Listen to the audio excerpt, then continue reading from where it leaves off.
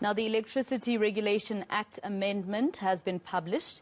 Individuals and businesses will be allowed to install up to 100 megawatts of private power generation without a license. This comes after President Cyril Ramaphosa's announcement in June that NERSA would lift the threshold for licensing. To speak about these key regulations, joining us now is energy expert Ted Blom. Thank you very much, Mr. Blom, for joining us here on ENCA. Now, in layman's terms, for those who, for instance, are also in need of relief in terms of electricity supply and, the billing around electricity, what would this mean?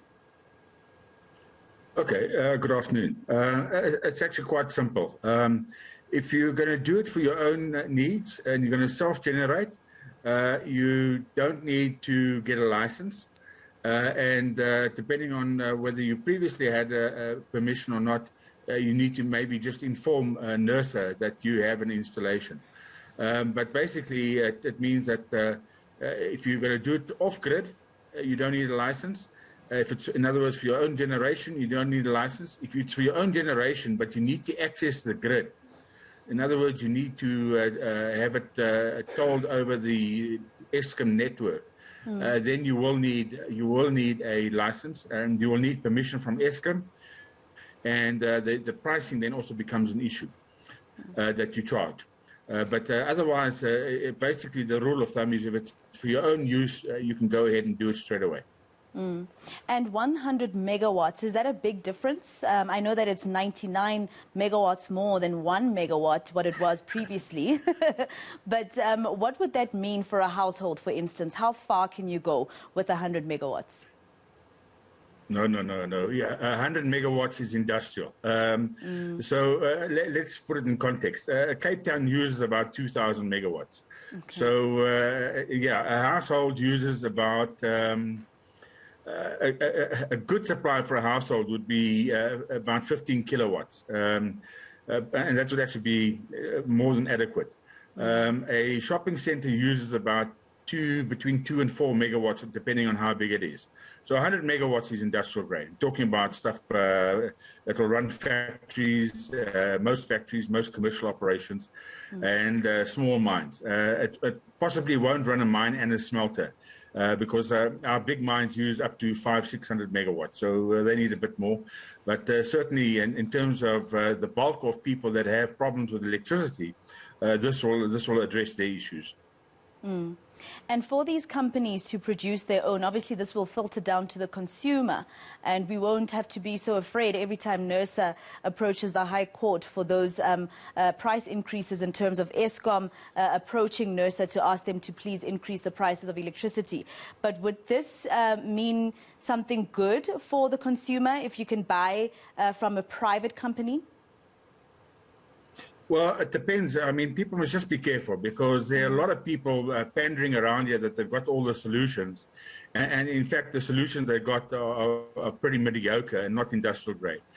For instance, all the renewable people are making big noises, and a lot of municipalities are making big noises of moving over to IPPs with based on renewable energy, solar and wind as an example. They will maybe get cheaper tariffs while the wind is blowing and the sun is shining. But I can foresee that the Eskom tariffs as the backup power will go through the roof as it has done in all the other countries around the world. And you'll see that the pricing becomes more dynamic, and if it gets to peak pricing, I wouldn't be surprised if we faced with tariffs at peak times because of the inability of the renewables to guarantee dispatchable power. At peak times, we'll see pricing go up to 20-30 rand a kilowatt hour, as opposed to 1 rand 25 a kilowatt hour where it is at the moment. So people just need to be very careful. If you're going to make your own plan, you need to factor in the fact that Eskom's prices will go up dramatically as this is implemented.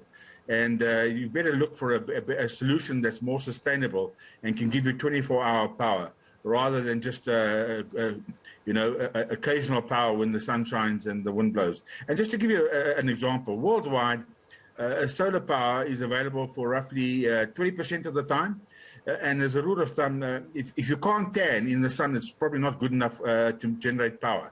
So it's generally between 10 o'clock in the morning and 2 o'clock in the afternoons when you get peak solar power. Outside of that, it's really not, it's toy stuff. It's not the industrial grade. And for the wind, it's about 15% of the time.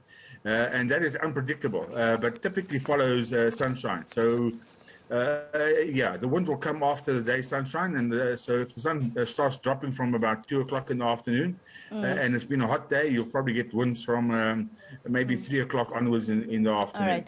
Mr. But Blom, only I have for to a come period in of time. very quick. I'm sorry, I'm running out of time, and I'm going to ask you to be as quick as you can with this answer. What does this mean for energy security in our country, as well as the reduction of the impact of load shedding? Okay, so this should, for most people, this will give them 100% security of supply, provided they, as I've just described, approach it sensibly and in a mature manner. Okay. All right. Energy expert Ted Blom, thank you very much for your time, and thank you for playing along when I asked you to be a little bit